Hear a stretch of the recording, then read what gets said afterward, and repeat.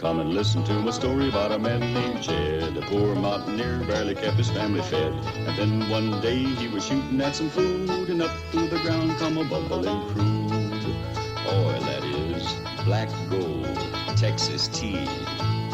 Well, the first thing you know, old Jed's a millionaire. The kinfolk said, Jed, move away from there. Said, California is the place you ought to be. So they loaded up the truck and they moved to Beverly Hills, that is, swimming pools, movies. Welcome to the People Show. I am here with Mr. Roberts. All right, I'm going to ask you some questions here. What was your best day at work?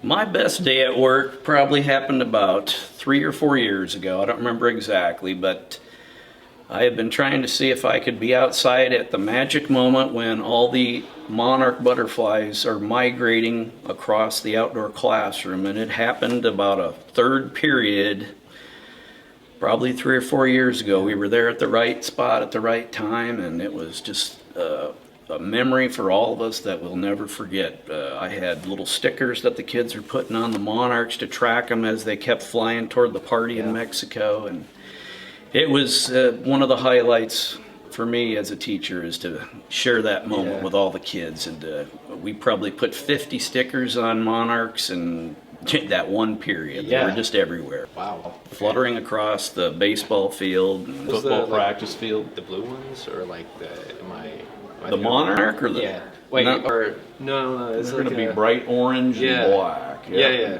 Okay. Yeah. All right.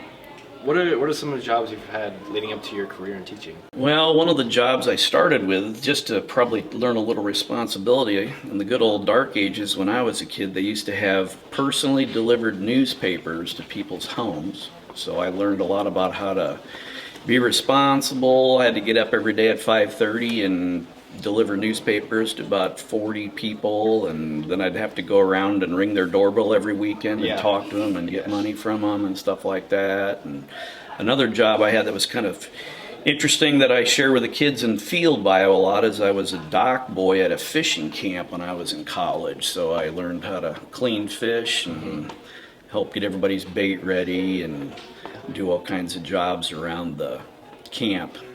Had a few close encounters with bears and stuff like that. Yeah. That's kind of fun to talk about. Yeah. You like outdoors? Kind of. Enjoy the outdoors, so that was one of the coolest jobs I've ever had, being able to spend the whole summer outside and looking out across the lake. Yeah. It was pretty sweet. That's cool.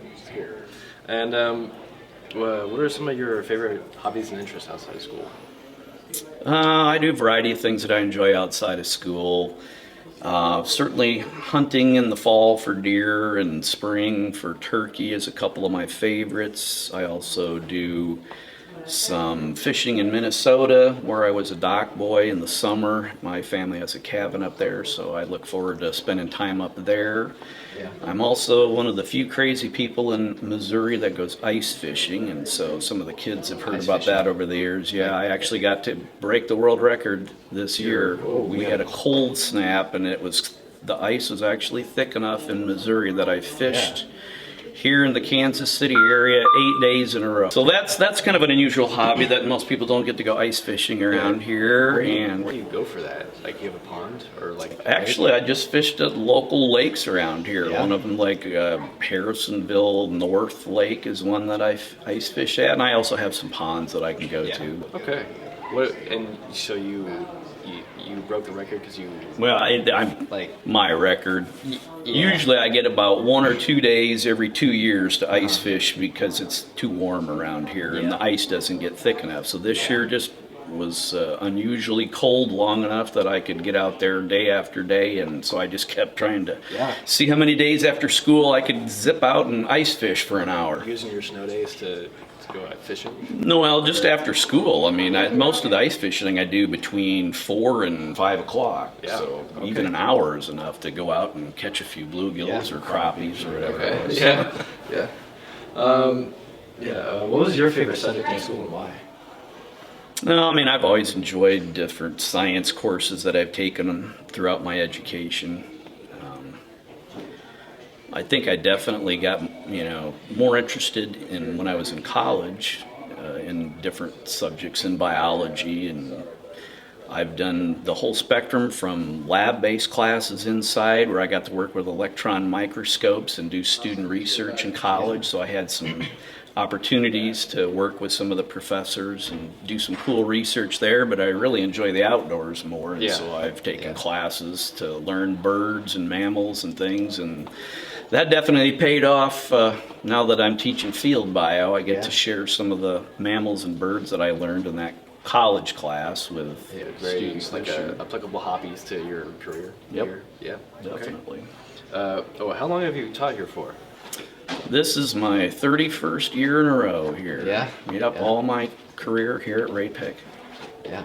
Tell me something about you I don't know. Something about me that you don't know. Yeah.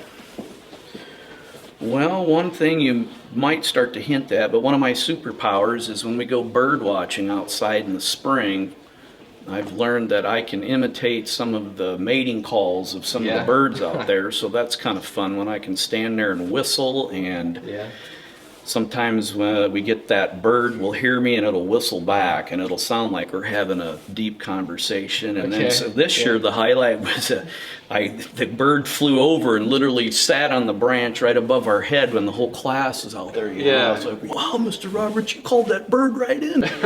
And so that was kind of fun to mess with it, and it actually cooperated. Is it like, what's going on? Like, who is this? You're like...